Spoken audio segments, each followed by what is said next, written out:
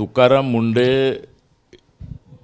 हे 2028-1-2000 रोजी नागपूर महानगरपालिकेमध्ये रुजू झाले होते आणि त्यांचा कार्यकाल हा सिर्फ 7 महिन्याचा राहिला आणि या 7 महिन्याच्या काळामध्ये त्यांनी इतके गुल खिलवले आणि एखाद्या साईडवर अगर तुकाराम मुंडे जात होते तर ते मीडियावाले सोबत राहत होते NGOवाले सोबत राहत होते, लेकिन संबंधित अधिकाऱ्याला माहीत नव्हतं राहत. अशा प्रकारचं तो मीडिया प्रेमी आणि NGO प्रेमी हे तुकाराम मुंडे होते.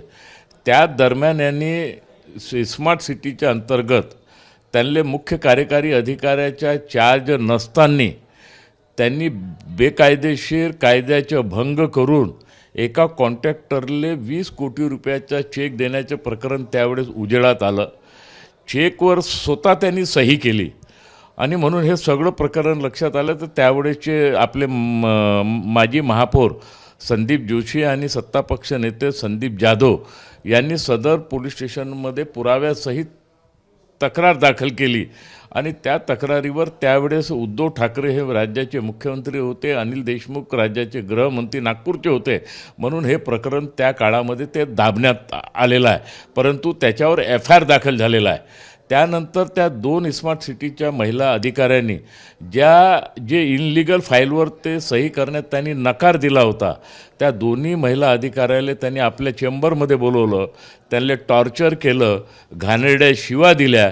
हे राज्याची पहिली अशी घटना आहे का एखाद्या IAS अधिकाऱ्याविरुद्ध 2 महिलांनी पोलिसात तक्रार दाखल केली. हे राज्याची पहिली घटना आहे.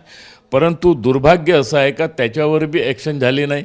त्याच्यावर FIR दाखल झाला आहे, लेकिन त्याला अरेस्टसुद्धा त्यावेळेस केलं नाही, कारण अनिल देशमुखचं प्रेशर पोलीस आयुक्तावर मोठ्या प्रमाणात होतं, त्याच्यामुळे ती कारवाई झाली नाही. परंतु आता 20 ऑक्टोंबर रोजी हे एक पत्रक आलं आहे आणि त्या पदाले जे इनलिगल पदावर होता त्या पदाले ते मान्यता दिली.